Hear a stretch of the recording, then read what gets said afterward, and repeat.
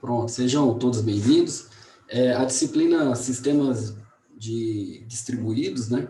Estávamos falando sobre o conceito de threads e depois chegamos no conceito de multithreads.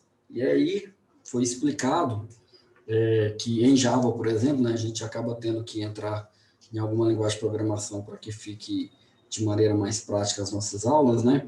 Então, a linguagem de programação adotada é o Java, né? Então, em Java, você pode trabalhar de duas formas, implementando a interface, Runable, ou fazendo a herança, né, de threads, ok? Qualquer uma das duas, você vai ter aí um funcionamento tranquilo. As duas funcionam, as duas possuem o mesmo desempenho, não há diferença entre elas. Todas elas, ao startar a thread, ele vai procurar o método run, né, da classe principal, que é aquela thread, né? E a diferença entre eles também fica a cargo do conceito de orientação a objetos que o Java trabalha, né? Uma, você tem a implementação a uma interface, e aí você é obrigado a sobrescrever o método run, então por isso que tem esse triângulo branquinho aqui, ó, para cima, significa que esse método aqui está sobrescrito nessa classe. Então, o que é uma sobrescrita de método? É quando um método possui a mesma assinatura, tanto na classe que ele está naquele momento, quanto na superclasse. E aí, quando esses métodos ele possui tanto na classe quanto na superclasse, né, você tem aí o conceito de sobrescrita de método, ok? Então, nesse caso aqui de implementação da interface, você é obrigado a implementar esse método, né, que foi estabelecido, né, no contrato de quem criou a interface Runable. Lá ele criou um método lá de interface, né, void, que não retorna nada, e que não tem implementação, obviamente, por ser uma interface, que a implementação vai ficar a cargo da classe concreta, que nesse caso aqui seria a classe programa, ok? Então, essa seria a ideia da interface. Se você fizer o uso da classe com herança, né, você vai ter aqui um extends a thread é a classe mãe das threads, né, e aí você vai sobrescrever o método run que está lá dentro.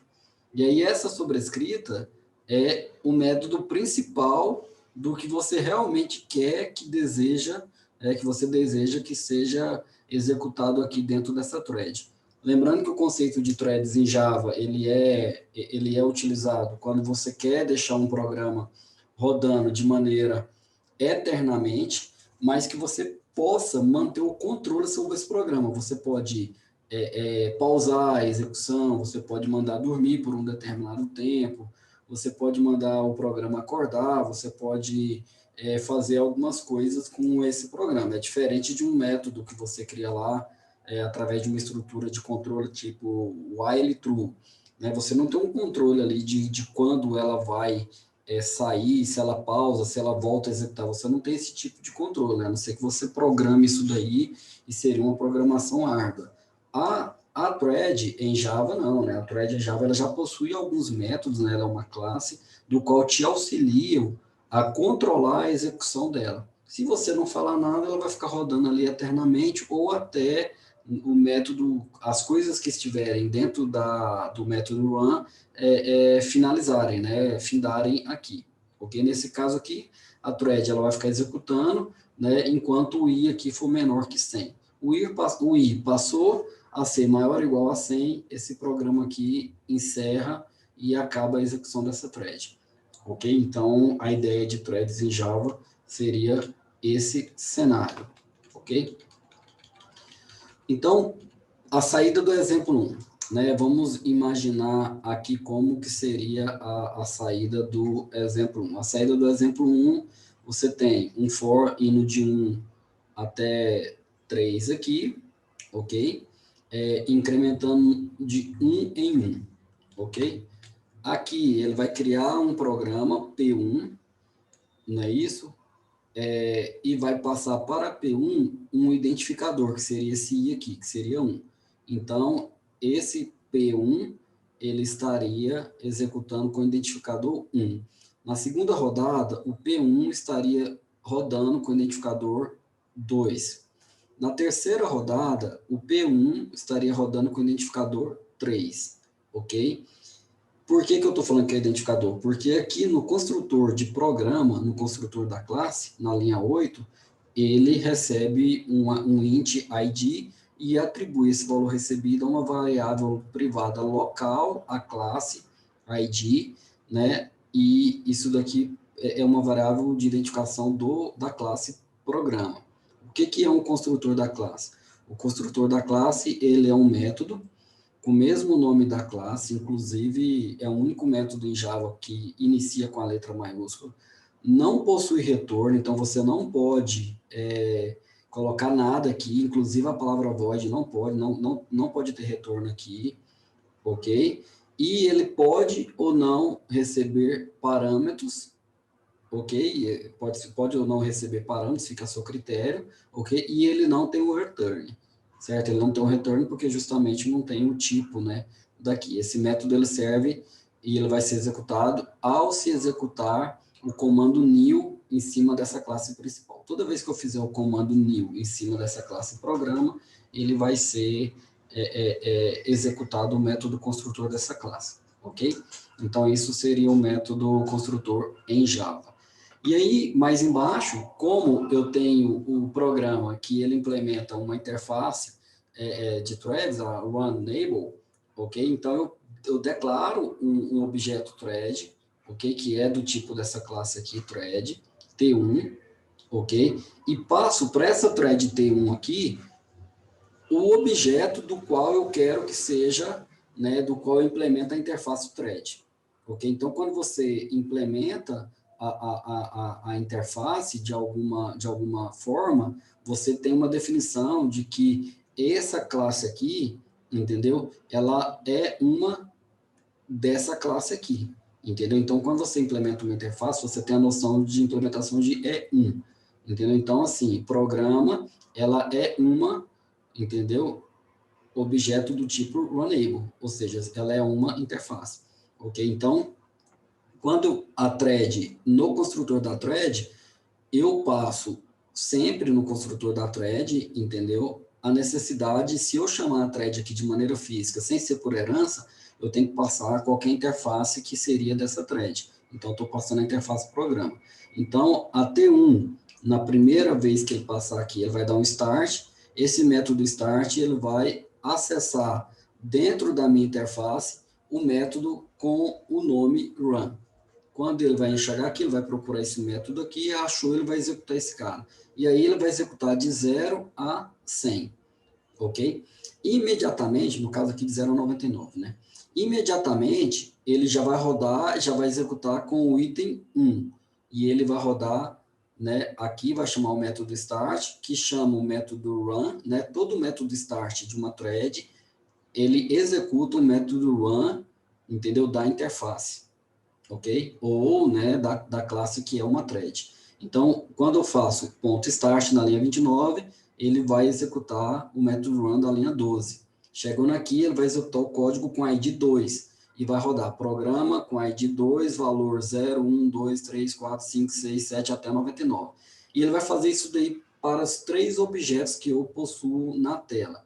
O que vai acontecer? Você vai observar que no console vai ser impresso programa 1, valor 0, 1, 2, 3, 4, 5, 6, programa 2, valor total, vai ficar misturado essa saída. Por quê? Porque a thread vai ser executada aqui em vários núcleos, ok? De maneira paralela, porque pode ser executado em vários núcleos, e eu possuo uma máquina aqui que é com vários núcleos, porém, a saída, essa saída aqui, ó, do Eclipse, essa saída aqui do Eclipse, essa saída aqui do Eclipse, esse console aqui, esse cara aqui que vai ser impresso aqui, esse cara aqui ele recebe um fluxo de maneira sequencial. Pode até estar sendo executado ao mesmo tempo, mas o console ele vai ter que imprimir aqui de maneira o quê? Sequencial. Entendeu? Então vai dar uma falsa noção para vocês aqui que está sendo feito, que está sendo executado de maneira sequencial. Isso vale para fluxo de arquivos, isso daqui vale para fluxo de dados, e etc, entendeu? Então, a gente tem que ter cuidado com isso daqui. Então, qual que seria, então, a execução, né, do thread? A thread vai criar essas três threads vão ser delegadas para o escalonador de processo do sistema operacional, entendeu? O escalonador de processo do sistema operacional vai direcionar ele para dentro de um controle de processo do sistema operacional, e esse controle de processo vai dizer qual que é a CPU que ele vai ser utilizada e em qual momento e por quanto tempo ele vai ficar lá dentro. Entendeu? Então, assim, a thread você tem 3 tarefas para serem executadas. A partir do momento que você tem 3 tarefas para serem executadas, né, se tiver ocioso, igual é o caso nosso aqui, ó, que está beirando aqui 40% de execução, na média, então, quando você der um start nisso daqui, automaticamente os 3 vão ser executados ao mesmo tempo. Mas o que acontece se eu aumentar a quantidade de threads? Você vai perceber que à medida que aumentar a quantidade de threads, essas CPUs aqui, elas vão passar a ter um uso maior, porque vai ter mais threads do que a quantidade de CPUs, né? E vai ficar executando por um determinado tempo. Quem é que define isso? Um cara chamado escalonador de processo. O que é um escalonador de processo? Escalonador de processo é um programa que fica rodando em background dentro do sistema operacional, dentro do core, do núcleo do sistema operacional, que fica definindo qual que é a estratégia de execução, né, dos programas daquele sistema operacional. Ok? Então, resumindo, é ele que decide quem que vai ser executado e quem que vai esperar. Né? Quem que vai ser executado, assim, né? Essa executada é do sentido de ser processado no processador do sistema operacional. Ok? Então, se você tem um sistema operacional que é lento, e etc, e que aí você vai lá e troca de sistema operacional e você percebe uma melhora significativa na velocidade do seu computador, então isso tem grande chance do escalonador de processo do sistema operacional A seu ser pior do que o escalonador de processo do sistema B para qual você trocou. Então, o escalonador de processo, ele é um programa que roda no core, no núcleo do sistema operacional e que escolhe quem que vai estar em execução ou não. Basicamente, ele gerencia esses processos aqui, ó. Ele gerencia esses processos aqui. Quem que está em execução, entendeu? Quem que vai estar na memória naquele momento, quem é que sai daqui, quem é que volta. Se você vem aqui em qualquer processo desse daqui, ó, clica com o botão direito e manda matar o processo, parar, continuar ou terminar, quem que vai responder a esses comandos aqui, a esse clique aqui, ó, é o escalonador de processo. O escalonador de processo é o cara que, se você mandar terminar aqui, ele vai lá nesse processo com o PID 4672 e vai parar esse processo aqui. Entendeu? Então, essa é a ideia. Se você tem um bom escalonador de processo, você vai ter um bom uso do paralelismo. Essa seria a ideia nossa aqui. Então, o escalonador ele vai pegar todas as threads e vai fazer com que o processador fique alternando, né, entre elas, por meio de troca de mensagem, por meio de troca de contexto entre os programas, até a thread ser executada com sucesso. Ele vai ficar fazendo dessa forma aí. Então, cada thread dentro do programa, cada thread, quando ele é criado, você cria um universo inteirinho em volta dela, que a gente chama de contexto. Quando você cria aí uma aplicação em Java para web, você não dá um nome para a aplicação, app loja, entendeu? Então, qual que é o nome da sua aplicação inteirinha? App loja. O que tem dentro dela? Várias classes, várias páginas, vários isso, vários aquilo, ok? Se eu perguntar para você qual que é o contexto da sua aplicação, você vai dizer, o contexto da minha aplicação é o app loja, entendeu? Então, o app loja, o que é o nome da sua aplicação, ele é o contexto. Ele é único, de tal forma que não pode misturar isso daqui, não pode outra aplicação ter acesso a esse contexto. Existe uma série de seguranças de sistema operacional que garante isso daí, do qual você, programador, não precisa se preocupar com isso, exceto se você estiver programando em baixo nível, em alguma linguagem que lhe permite esse acesso aí direto a uma memória, alguma coisa nesse sentido. Então, o contexto em thread, ele é muito importante, porque é ele que vai dizer a necessidade de processamento, é ele que vai dizer a necessidade de memória, entendeu? É ele que vai dizer quem que será executado, né, e que está pronto ou apto para ser executado a qualquer momento. entendeu? Então, uma virtual machine do Java, por exemplo, ele pode optar por, para cada contexto daquele, deliberar se aquele contexto vai ser executado dentro da JVM dele ou fora da JVM dele. Ou seja, vai ser executado por um escalonador de processo da sua máquina virtual Java ou vai ser executado por um escalonador de processo do sistema operacional. É esse cara que vai decidir. Então, o escalonador de processo, ele mantém ali uma lista de todas as threads que estejam no estado de pronto. Porque se ela está no estado de pronto, significa que ele pode ser o quê? Executado. Se ele tiver num estado de espera ou de qualquer outro que não seja, ou dormindo, etc., ele tem que sair da fila que está apto a ser execução, entendeu? E ele tem que esperar até ele voltar para o estado de pronto. Então, não sei se vocês se recordam, mas nós conversamos na aula sobre esses estados. Né? Então, o estado de pronta, ele pode a qualquer momento estar o quê? Executando. Então, quando você dá um thread.start ali, ele pega aquela thread sua, define um contexto, ok? E esse contexto vai dizer para o escalonador, estou pronto, cara. Na hora que você tiver um processador disponível, você me passa que eu estou precisando ser processado.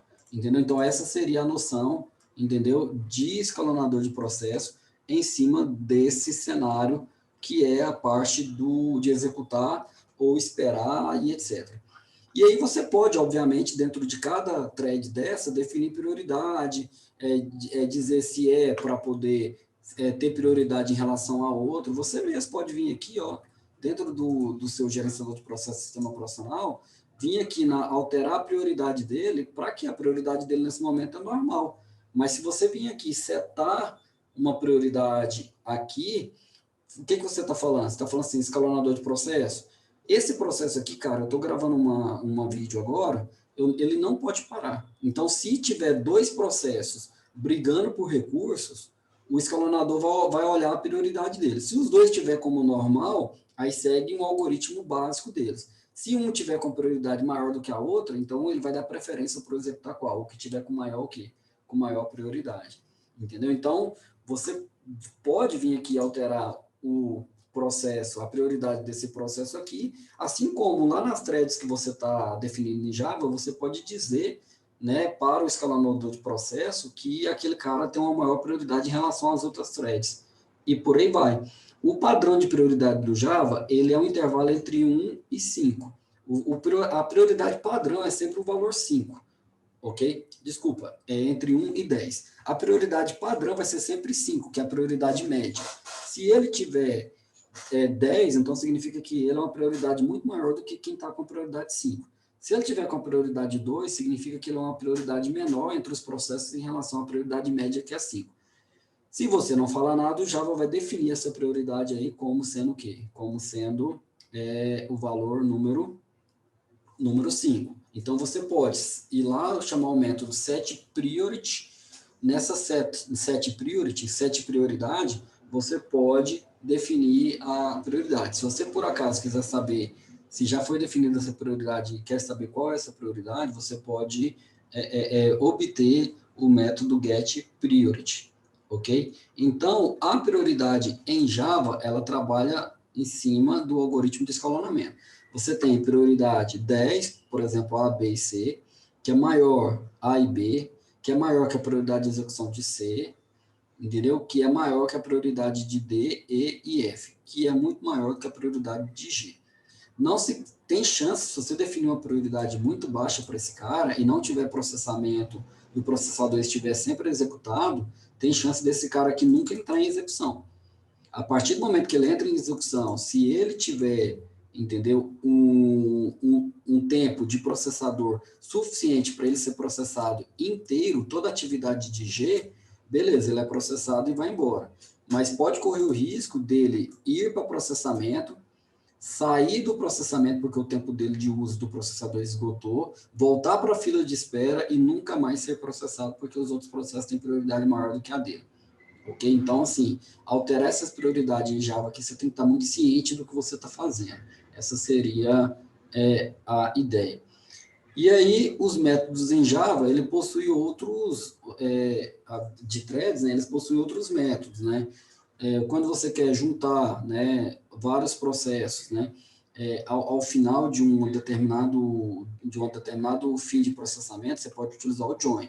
Então, todos os processos que estão ali na fila que você fez o join, eles vão esperar todos os processos finalizarem para depois ele continuar dali para frente. Então, eu tenho 3 processos. 2 terminou e o terceiro ainda está processando, o processo 1 e o 2 vai esperar até que o processo 3 termine para que possa ser feito o join do processo 1, 2 e 3. O valor sleep, você pode passar para o sleep um tempo definido em milésimos de segundos, né, que é o quanto tempo ele vai ficar pausado, né, dormindo o processo. Quando ele acorda, não é garantia que ele vai acordar e já vai voltar a ser executado. Ele vai acordar e vai voltar para a fila dos que estão prontos a serem executados. Quem vai definir se vai ser executado ou não é o nosso escalonador de processo, o algoritmo de escalonamento de processo. O método yield, ele pausa a execução da thread, entendeu? Passando para outra thread executar. Então, é como se você estivesse passando o bastão para frente. E aí você sai de um processamento e passa para outra thread para ela que ela possa ser executada. O Notify, ele é um método que ele é herdado da classe Object. Então, se você abrir a classe Object, você vai ver lá que tem o método Notify, entendeu? Este método, ele retoma a execução de uma thread que estava pausada. Então, você está dizendo o seguinte, olha, threads que estão pausadas, sei lá, você mandou pausar por 10 minutos e por algum motivo você precisa executar esse cara nesse exato momento e passaram-se apenas 5 minutos e você quer que aquela thread volte a ser a fila para ser executada, você pode utilizar o método notify, ok? Se você utilizar o método notify all, eu esqueci até de traduzir esses dois caras aqui, esse método notify all, você não precisa dizer qual é a thread que você quer acordar, ele vai acordar todas, ok? Essa seria a ideia. E o método white, você fala para essa classe, entendeu? Que ela tem que esperar, né, a invocação de outra thread, né?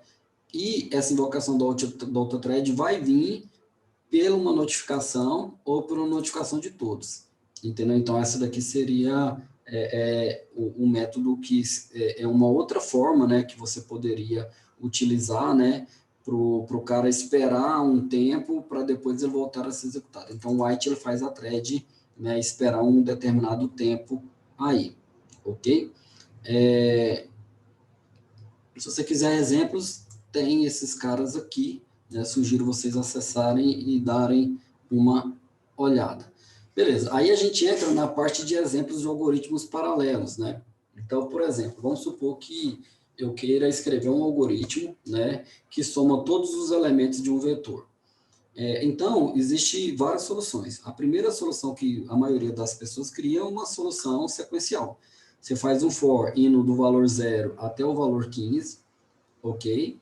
E aí você vai somando e armazenando numa variável local, né, o valor, 22 mais 18, depois pega o conteúdo, soma com 12, pega o conteúdo do resultado, subtrai 4, pega o conteúdo do resultado, soma-se 27, vai fazendo assim até o final. Então, esse daqui é um método, né, estático, né, de somatório, que recebe um array como parâmetro, né, declara uma variável total recebendo 0, né, então você zera o contador aqui, faz um for de 0 até o tamanho do array, né? O array, ele é um objeto que possui propriedades, né?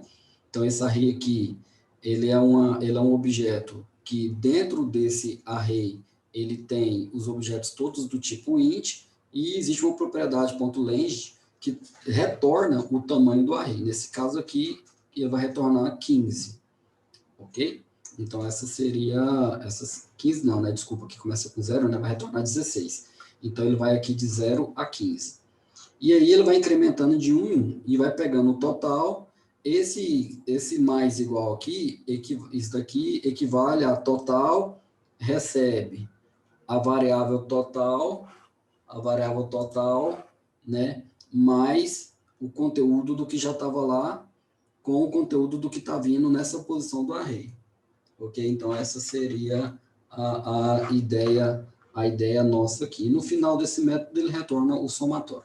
Beleza, aqui é um algoritmo, né, que se você tiver um processamento nesse sentido aqui, esse processamento aqui, ele vai ser de maneira sequencial, ele vai gastar um passo de máquina para processar daqui até aqui, ok? Então, se ele gasta um passo de máquina, então a função desse cara aqui será uma função linear. Se você tiver um for dentro do outro for, você vai ter um passo de máquina dentro de outro passo de máquina. Então, você vai ter uma equação quadrática.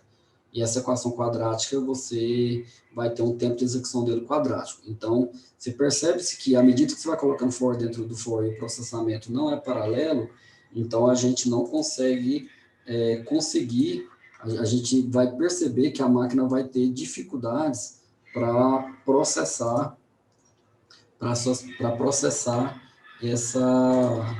esse, esse array aqui. Então, quanto maior for a entrada do seu problema, por exemplo, a entrada do meu problema aqui são 16 variáveis, ok? Então, quanto maior essa entrada aqui, mais dificuldade essa máquina aqui vai ter para poder processar, ok? Então, de maneira sequencial. Se tiver um for dentro do outro for, piora o cenário. Se eu tiver um for, né, de 0 a 15, são 16, e embaixo eu tenho um for de 0 a 16, então eu tenho 16 vezes 16 passos a serem executados, né, a serem somados. Então, tem 16 vezes 16 somas a serem executadas, ok? Porque é um for dentro do outro.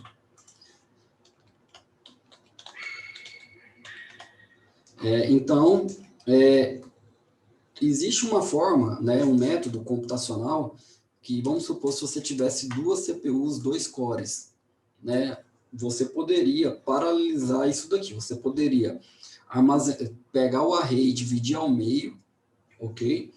E na primeira parte do array à esquerda, o array left, você fizesse o somatório e armazenasse na variável somatório 1, e você pegasse o array da direita, armazenasse o somatório dele e armazenasse na variável somatório 2. No final, você teria um join desses caras e você somaria o valor da variável 1 com o valor da variável 2. E aí você chegaria aqui em 640.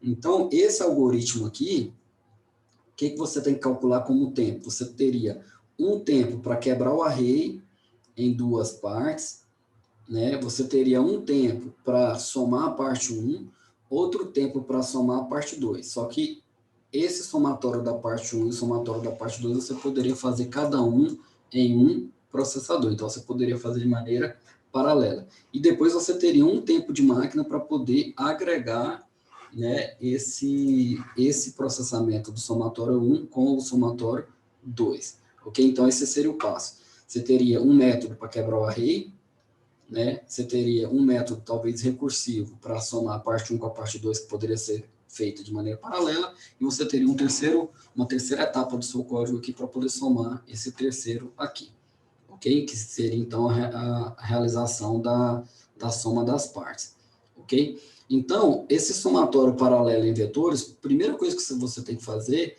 é incluir esses índices de mínimo e máximo, ou seja, você tem que definir quem que é o array que você vai passar aqui como parâmetro, qual que é o valor mínimo que ele vai iniciar e qual que é o valor máximo que ele vai. Entendeu? Então, esse mínimo e máximo é a posição inicial e a posição final. No caso, a posição inicial aqui é 0, a posição final 7. No segundo array, a posição inicial, na verdade, já passa a ser o 8, ok? E a posição final tem que ser o número 15, a posição 15. Então, esse cara aqui, você tem um somatório, você tem um array recebido como parâmetro, você tem onde ele inicia e onde ele termina. Você tem um total, você faz o i receber onde ele inicia, ok? E o valor do i max ser menor, né? E o i ser menor que esse valor máximo. Observa que no nosso caso anterior, no sequencial, esse cara, o mínimo era 0, ok? Esse cara aqui era o 0, e o máximo aqui seria, no caso, o array a.length, que retornaria o tamanho. Agora não, agora a gente já tem que fazer dessa forma. E quem é que vai dizer onde é que ele inicia e onde é que ele termina? Quem chama o método. Quem chama o método é que vai controlar, né, o array que é passado para ele, onde ele inicia e onde ele termina. ok? Então, você vai implementar, né, uma classe que determina, né, essa soma, entendeu? Então, você vai ter aqui o array que você recebe como parâmetro, isso implementando a interface enable. Você vai ter aqui o delimitador de onde inicia e onde é que termina, ok? E aí você vai definir como aqui existe uma operação matemática né, na classe math de mínimo, né?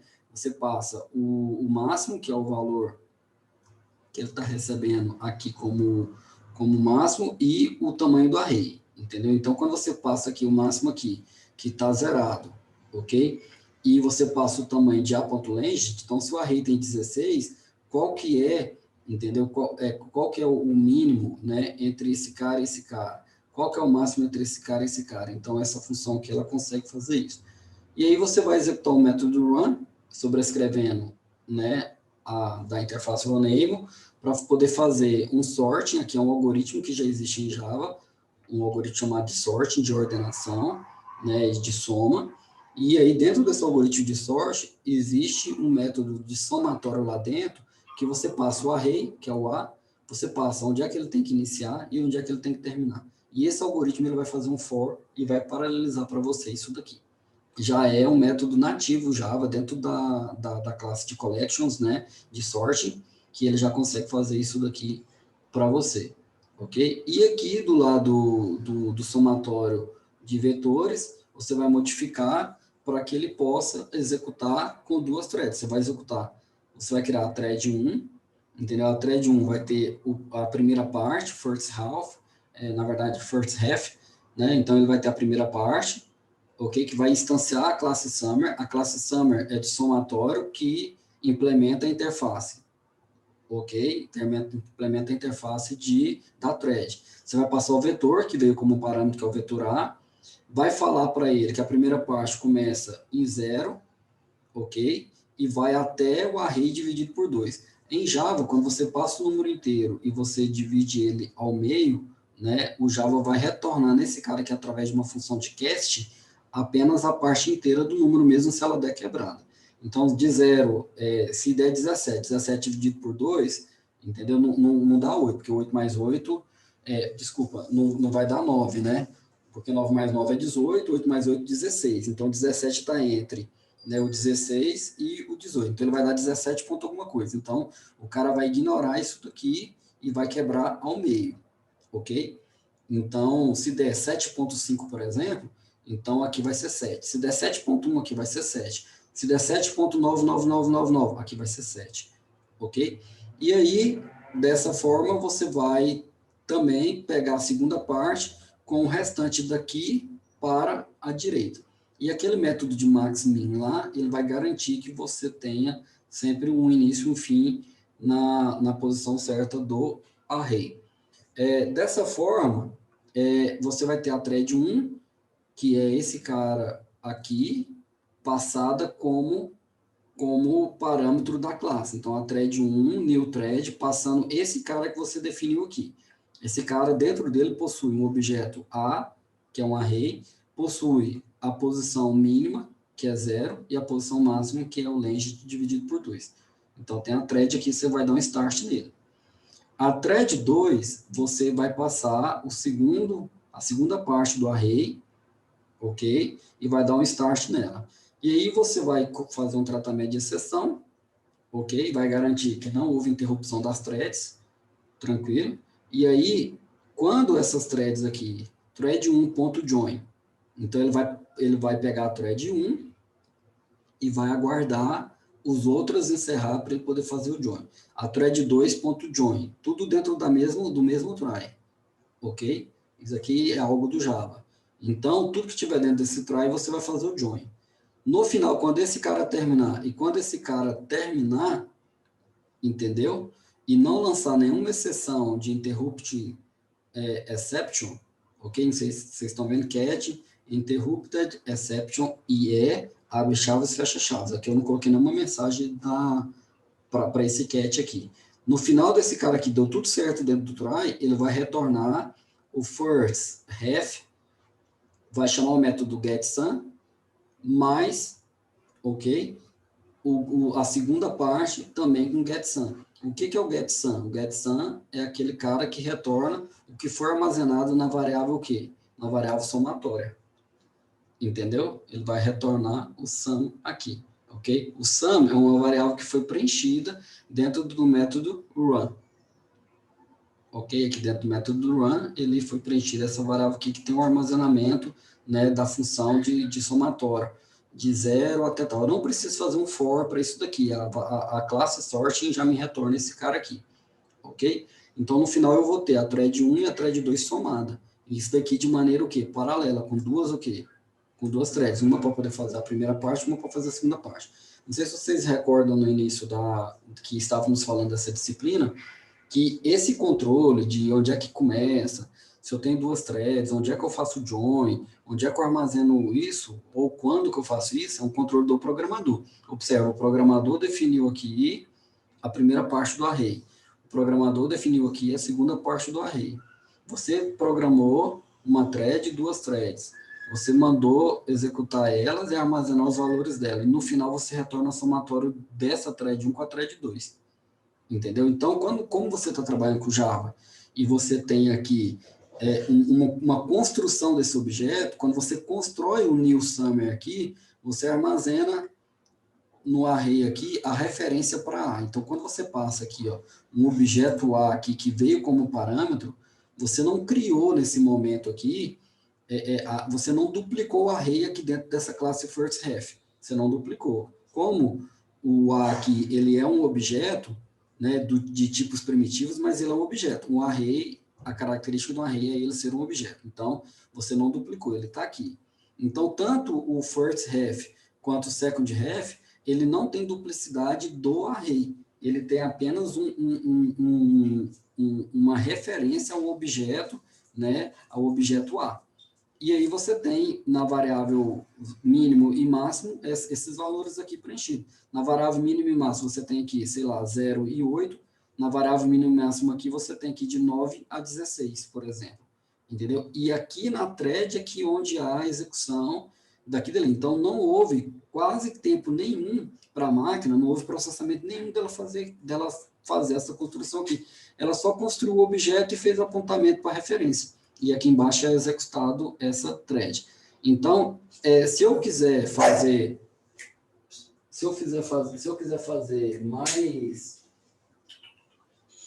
se eu quiser executar aqui com mais threads, eu posso, só que aí, qual que é o número ideal, entendeu? Quantas threads que eu tenho que executar? Isso depende do tamanho do seu problema. O que é o tamanho do meu problema? Né? Qual que é o tamanho desse array aqui? Né? Eu tenho um array dentro de outro, então você vai ter uma conta que você, programador, tem que fazer, porque você tem que conhecer o seu problema. Nesse caso aqui, ó, de 0 a 15, nem compensa paralelizar. É muito pequeno para o potencial de máquinas que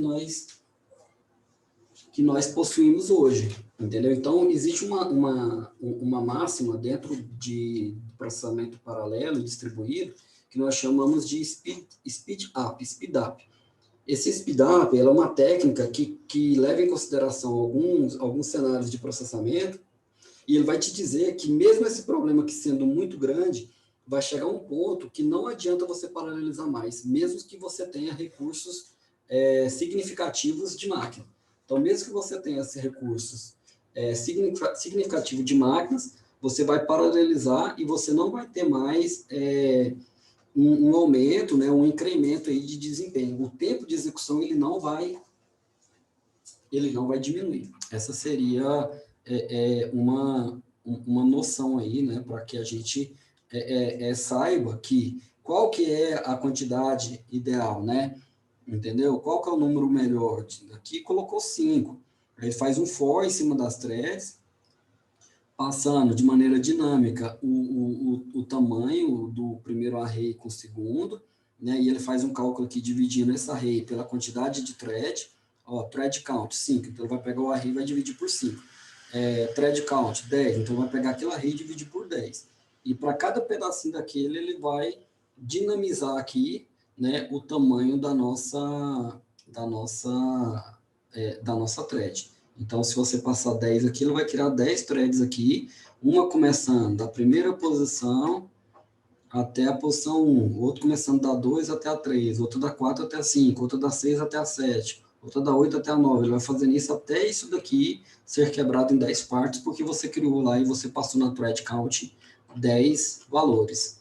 Ok? Então, essa seria a ideia quando você quer fazer algo dinâmico, né? E que você quer criar, você pode passar esse thread count por parâmetro e etc, né? Mas não se esqueça, vai chegar no momento que não adianta querer paralelizar mais e você pode chegar num ponto de, inclusive, com 3 threads, ser mais rápido o processamento do que com 5 threads, né? Porque vai ter trabalho para quebrar o array, vai ter trabalho depois para poder fazer o join, e depois vai ter trabalho para poder fazer esse for aqui, somar os valores, né?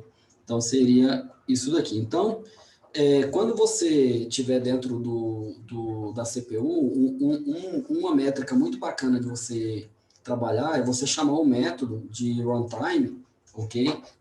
Perguntando quais são os processadores disponíveis. Quais são os processadores disponíveis. E aí você faz sempre uma paralelização levando em consideração isso. Por quê? Porque aí você também não deixa os seus programas ocupar demais, porque os seus cores, eles também estão executando processos que não é da sua aplicação, do contexto da sua aplicação.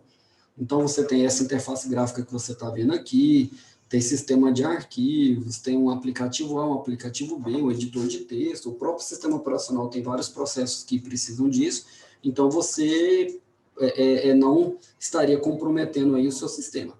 Então, uma maneira muito fácil de criar um vírus é você pegando esse cara e fazendo ele processar até o talo, né? E aí o cara não consegue nem parar o processamento lá, porque você está ocupando mais do que o sistema operacional e o escalonador consegue gerenciar, ok?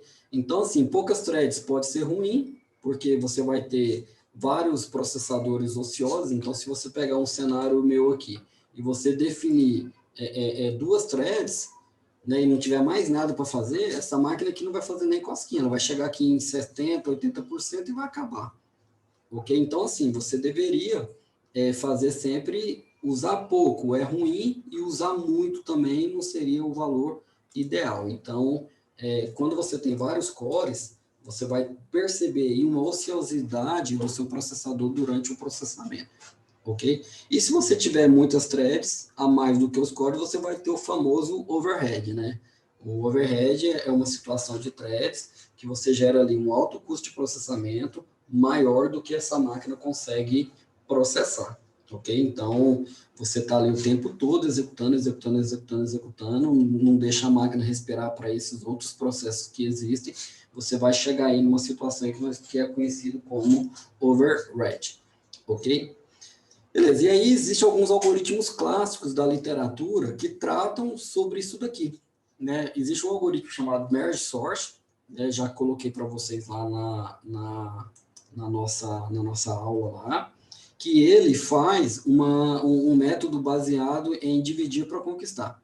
Então, ele pega o seu array, divide ele em 2 partes, pega a segunda parte, entendeu? Divide ele em mais 2 partes, pega a última parte, divide ele em 2 partes, vai ordenando esse cara aqui, até que chega num momento que você tem esse vetor aqui ordenado, entendeu? Então, nesse método aqui, você vai perceber que para eu ordenar esse cara, ele faz isso, divide o array em 2 partes, ok?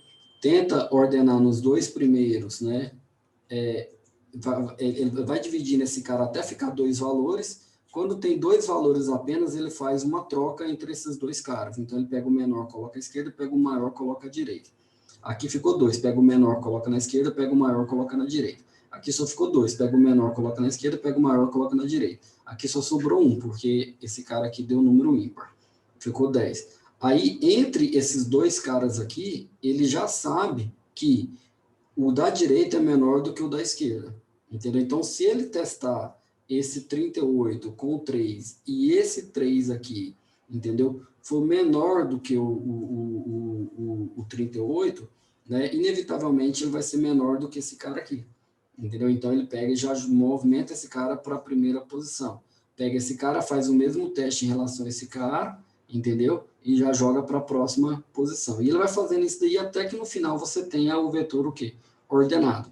Nos algoritmos de ordenação, é muito importante porque volta e meia você vai precisar ordenar uma lista, você vai precisar ordenar para poder fazer uma agregação em um relatório, fazer um somatório, então volta e meia você precisa estar ciente em cima dessa ordenação. Como isso daqui é um assunto tratado lá em estrutura de dados, acaba que eu não vou me aprofundar, mas você consegue fazer esse merge sort aqui, trazendo para o conceito da nossa disciplina aqui, você consegue fazer esse cara aqui paralelizado e que executa isso daqui em vários núcleos. Então, você pode fazer o merge sort com duas threads. Você pega esse cara, ok? Separa em dois lados, ok? Então, você quebra ele em dois arrays e aplica a situação de sort, de ordenar no array da esquerda e pratica a ordenação no array da direita. E depois você faz o merge entre esses dois caras. Então, qual que é a ideia? Você divide o array no meio, que é o split, e aí você vai ordenar esse cara aqui de maneira recursiva, cada metade desse cara aqui em uma thread, ok? E depois você vai unir essas duas partes aqui já o quê?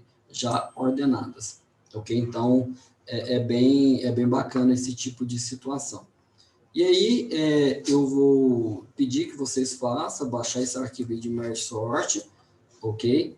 E aí você vai definir nele lá uma quantidade de processadores, você vai definir isso, depois você vai baixar o merge sort com levels, e aí você vai definir o level desse cara aqui, qual que vai ser o nível, né, de ordenação, de força que esse cara aqui vai ter de paralelização, né, e você pode ir colocando e modificar lá na linha 40 esse cara, e você vai perceber, né, os desempenhos. Eu gostaria que vocês trouxessem aí, né, o que vocês acharam, né, da execução disso, ok? E aí eu quero que você traga qual foi o número mágico que você chegou, né, que essa lei aí de desempenho do SpeedUp, né, que é a lei lá de Amdahl's, né,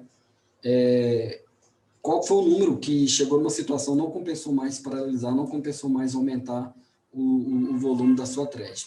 Ok? Então, a Amdahl, ele traz uma lei, né, que trata desse speedup, que ele diz o seguinte: se 33% do programa seu ele for sequencial, então você terá um desempenho apenas de três vezes. Entendeu? Então, o que isso quer dizer? Se isso daqui você consegue quebrar em duas vezes apenas, e isso daqui você consegue fazer uma sequencial aqui e uma sequencial aqui, então isso significa que esse desempenho aqui vai aumentar em 20%. Se você conseguir quebrar esse cara aqui em 4 e ser de maneira processada sequencialmente em 4, você vai aumentar esse cara aqui em 40%.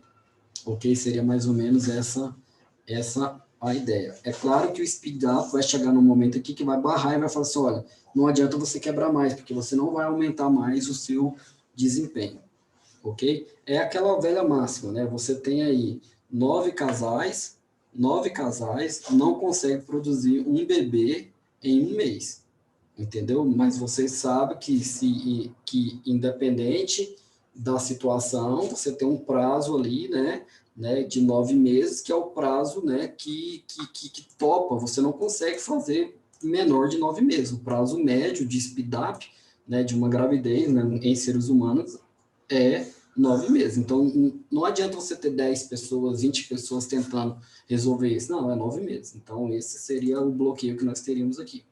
Ok? Então, você tem que ter um controle de quando ou quando não se deve paralelizar. Ok? Essa seria a nossa ideia. Então, se a gente for fazer um trabalho bem simples de threads, nós podemos ter um entendimento, né, por exemplo, em um projeto qualquer aqui, você pode criar aqui um projeto Java Application,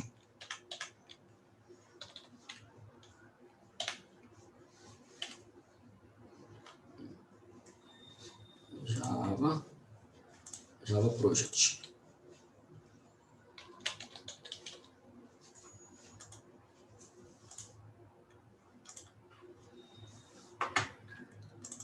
Caramba, ficou aqui embaixo. Então tá, então aqui você poderia ter uma classe, né? Uma classe programa, ok? E você pode, por aqui mesmo, se ele implementa uma interface, você pode dar um add aqui, ó, e pesquisar a interface, o enable do Java. Ok? Então você entrou aqui com a classe enable e finish. Beleza, então aqui você já vê que ele sozinho já traz para mim aqui, ó, né, a classe programa implementando no enable, e ele já sobrescreveu, já implementou, na verdade, aqui, né, o método run. Ok? Então aqui eu posso fazer aquele cenário de declarar aqui um ID, ok? Declarar um método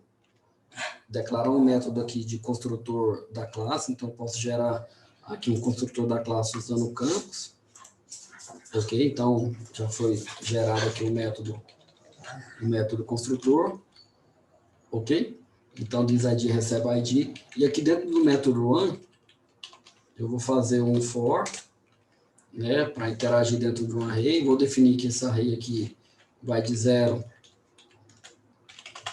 a 100. No meu caso, eu vou colocar 100, 1000, 100 milhões, para poder ter um efeito maior na máquina. Aqui eu vou imprimir uma situação qualquer aqui, né, que o programa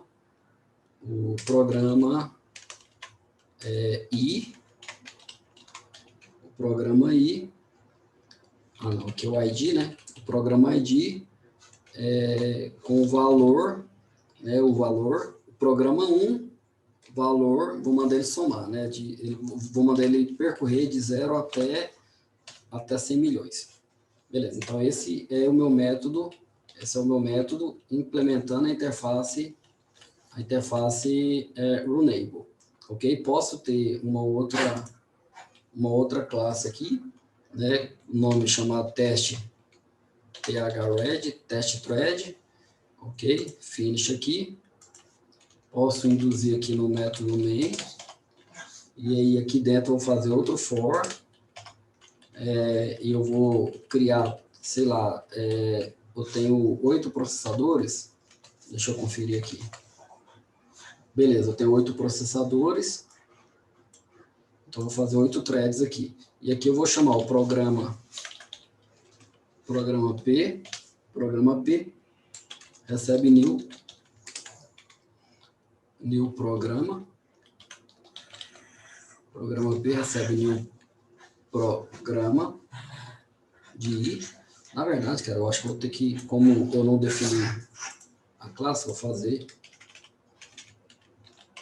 aqui dentro para eu não ter que mudar esse cara aqui para static.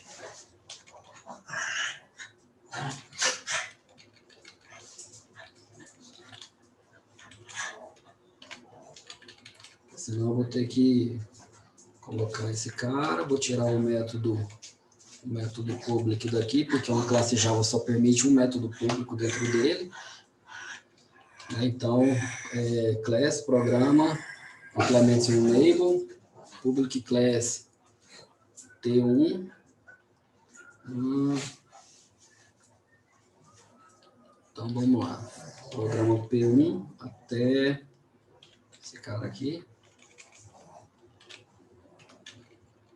E aí agora eu vou fazer a thread T recebe new thread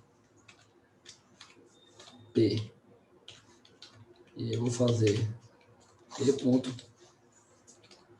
T.start.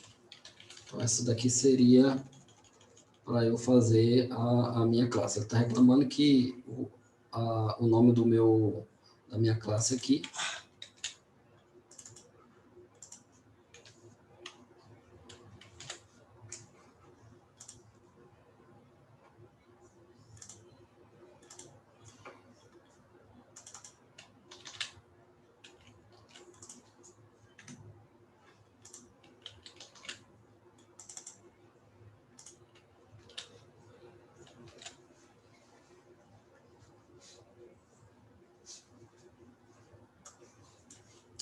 tomando uma taca aqui, né? Mas não tem problema não. Vamos deixar separadinho, então, que é mais fácil. Queria colocar tudo numa tela só, para não ter que fazer, mas vou ter que usar o método estático. Então tá, então aqui eu posso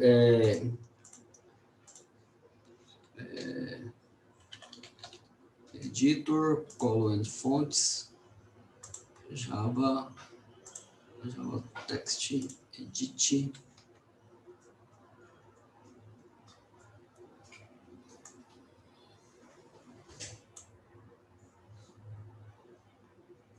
Java text, tá aqui embaixo, mudou um pouquinho. Pintar o capim de vermelho, o burro aqui morre de fome, né, cara? Então, apply aqui, para ficar maior aqui para vocês. Então, agora eu posso fazer a execução desse programa como um Java Application. Você vai perceber que no console, ele fica mudando e ele não imprime de maneira sequencial. Se eu voltar aqui dentro da minha máquina, você vai ver que mesmo assim, ele executando as threads, ele aumentou de 40% para 60%. Não sei se vocês estão reparando aqui. De vez em quando, no início do programa, quando ele estava definindo as threads e o contexto para cada um dela, você percebe que ele aumentou o processamento, porque aqui onde é que ele estava chamando o escalonador. A partir do momento que o escalonador trabalhou para executar isso daqui nos diversos processadores, você vai perceber que vai ficar numa média aqui de 60%. Ok? Então, tá lá, ainda está executando aqui. Se você parar esse programa, agora que ele está em 100 mil, ok? Você vai perceber aquilo que eu falei do console. O console, ele é sequencial. Tudo aqui é 5, ó. Então, deixa eu pegar esse console e não limitar o output dele, né? Vamos colocar um valor alto aqui, para que ele não perca, que aqui com 8 mil linhas ele perdeu, né? Então, vou executar de novo. Você vai perceber ele executando lá, e aqui você percebe que ele utilizou o programa a thread 5, a thread 4, aí de repente lá embaixo, ó, 4, aqui ele mudou, da 4 para 6. Mas não sei se vocês repararam que no meio aqui tinha um número 0, thread 0, a thread 1, a thread 0 ficou um pouquinho no processamento, a thread 3 só um pouquinho, a 7 só um pouquinho, entendeu? Né? A 5 já ficou um tempão, tá vendo aqui? Então, esse seria, para vocês verem, ele fazendo uso aí de várias threads. Então, o que acontece se eu mandar criar 16 threads aqui? Você vai perceber que vai chegar num nível que não vai adiantar, ele não vai melhorar o speed up dele. Que você tem 16, olha lá, já passou de 60, mas vai manter ali, ó, 60, 80%. Entendeu? Por quê? Porque não tem muito, né, não tem muito o que fazer, né, em relação a esse processamento. Esse processamento, ele é relativamente pequeno, não faz cócegas nos processadores de hoje em dia, então você deveria trabalhar com objetos mais pesados aqui para que você pudesse ter uma noção aqui de como processar isso, né? Então, podemos fazer, sei lá, aumentar a complexidade aqui.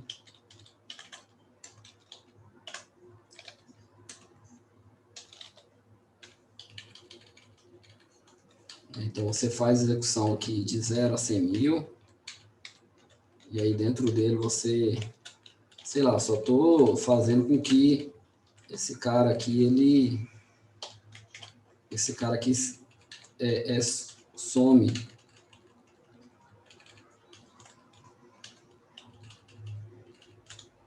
Nem precisa dessa soma aqui, não. Vou fazer só um for dentro do outro for, para vocês verem que ficou em 60%, né? Aqui dali, né?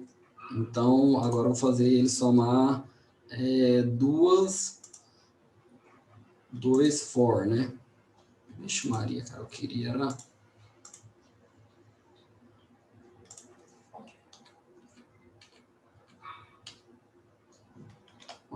Ok?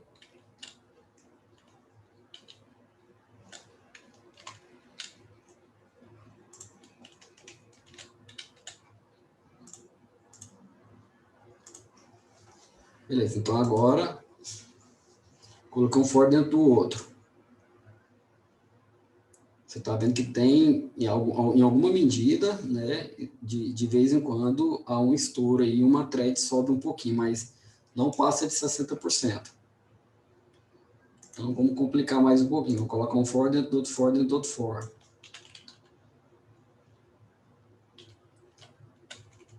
Vou colocar um for aqui dentro.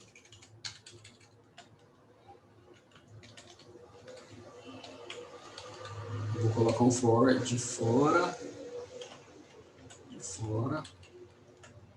Né? Então, I aqui, J aqui. Perfeito.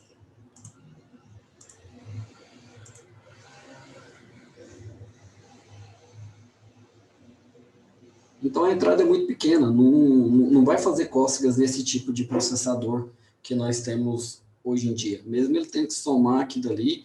Agora, se você colocar um somatório ali dentro, para ele armazenar, retornar e depois passar como parâmetro para outro for, armazenar, retornar, passar por outro for, armazenar, retornar, aí você vai perceber que ele vai ter um processamento um pouquinho maior. Então, é isso. Eu gostaria que vocês fizessem a execução, né, desse script aqui em Java, ó, é bem... Não é esse daqui ainda não, é esse daqui. Então, vamos pegar aqui um merge sort, igual eu coloquei lá dentro, né? Então, vamos... Aqui é um algoritmo de ordenação e de busca, não é um método, não é uma classe pequena. Então aqui já tem um algoritmo de merge sort, ok? Então, ele cria aqui um número aleatório e ele vai fazer um somatório e etc. Né? Fizemos algumas alterações aqui, né, para ordenar ambas as metades. E aí, quando você executar esse algoritmo, ele vai gerar um array aleatório, com uma quantidade X de valores, né? E aí ele está falando para você quanto tempo ele gastou. Você pode perceber que para ordenar ele já deu um pico aqui, ó. Entendeu? Então, o que ele fez aqui? Ele gerou, né, um array de 1000 elementos. Com um array de 1000 valores dentro dele, ele gastou 3 milésimos de segundo para ordenar. Com um array de 2000 valores dentro dele, ok? De 2000 posições, ele gastou 2 milésimos de segundo para ordenar. Observa que com 1000 elementos, ele gastou mais tempo do que para ordenar 2000 elementos. Por quê? Porque é aquele tempo que gasta para dividir, fazer o join, né, processar e retornar. Então, para poucos elementos, não compensou muito, não. E aí, quando você chega aqui com 4.000 elementos, aumentou muito pouco. Com 8.000 elementos, já não compensou, aumentou demais, tá vendo aqui de 4 para 12. Com 16.000 elementos, também já não compensou. Então, é melhor já ir para 32.000 elementos. Quando você chegou para ordenar 32.000 elementos, ele gastou o mesmo tempo para ordenar esse cara do que com 4.000 elementos. E por aí vai, você vai ver essa dança aqui de valores dessa forma. Agora, quando chegou no valor aqui de 32 milhões e 768, que é um byte aí, né, um integer, então esse cara aqui, ele gastou 1 segundo, né, e 1 segundo e 323 milésimos de segundo para poder fazer essa ordenação, ok? Então, isso é bacana, porque aí você consegue, dentro desse cores aqui, mudar. Eu quero usar 8, aqui tem 8 processadores, eu quero imprimir quantos processadores que eu tenho disponível e depois fazer esse cara aqui, depois chamar o parallel sort. Ou eu quero usar 16 processadores. Entendeu? Se eu usar 16 processadores, você vai perceber, Ctrl C aqui, vou executar novamente.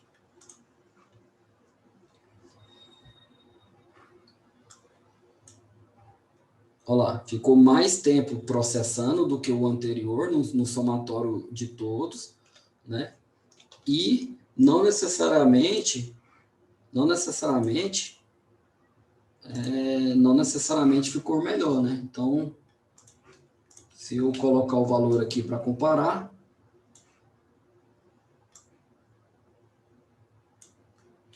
Olha lá, para 100 elementos ele ficou pior, ficou pior, ficou igual, piorou, piorou, piorou, piorou. A média ficou, alguns elementos melhorou, mas no critério não melhorou tanto. Colocar 16 processadores aqui não fez muito sentido. E se eu utilizar só 4? Se eu utilizar só 4 processadores,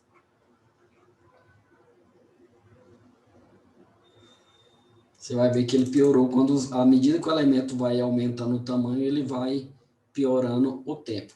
Então é isso. Então eu gostaria que vocês brincassem aqui, tá? Né? Vou deixar 8 aqui, que é o número de processadores que eu tenho. Vocês brincassem aqui em cima desse cara aqui, colocasse mais elementos, mais valores, né? E mais processadores e ver-se aí como que esse cara faz. Né? Se você quiser definir mais threads, você pode, porque todos eles estão fazendo apenas com 2 threads, tá? Tanto a RI esquerdo quanto a RI direito, ok? Ele está chamando só essas duas e juntando só o lado esquerdo, né, e o lado direito, left thread e right thread. É só esse cenário aqui que ele está fazendo, né, a junção dos elementos. Então é isso. Próxima aula nós falaremos sobre outros tipos de paralelização. Obrigado a todos e até mais.